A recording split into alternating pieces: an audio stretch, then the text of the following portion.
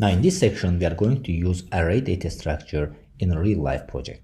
So I will show you how to implement array data structure in a real life project and how it helps us to make the things possible that were not possible without array. So in this project, we are going to take the daily temperature from the user as an input, and then we are going to calculate the average of this temperature, and then we will find out how many days is above the average temperature.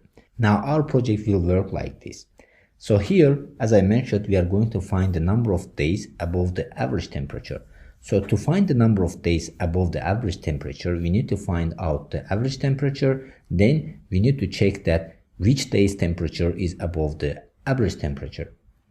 Now, when we run our program, it's going to work like this. First, it will ask how many days temperature we are going to input. Because initial step is we need to identify how many days temperature we are going to measure. So for example, for simplicity, if I put 2 over here and hit enter, it's going to prompt me another input question. So it's going to ask the first day's high temperature. So for our case, I'm going to put 1 for first day's temperature. So as you see, we have set here 2. So that's why it's going to ask second day's temperature over here. So how many days that we set over here, that number of days temperature will be asked from us over here. So for the second day, if I put, for example, 2 and then hit enter, it's going to print out saying that the average temperature is 1.5 and 1 day's temperature is above the average temperature. So if you look at this example over here, you see that second day's temperature is above the average temperature because average temperature is 1.5.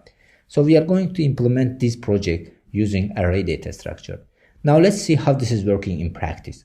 So by the end of this section, you will be able to make a program like this. So in this case, if you run our program, you will see that the first thing that it does, it asks how many days temperature. In this case, if I put 3 over here, hit enter, you will see that it will ask day 1's high temperature. For example, if I put over here 10 and hit enter, it's going to ask day 2's high temperature.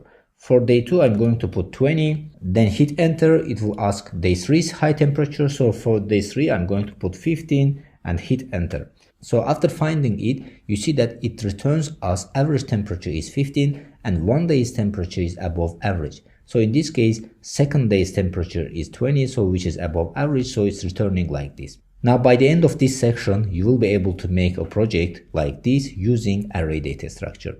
So let's continue to implement our project.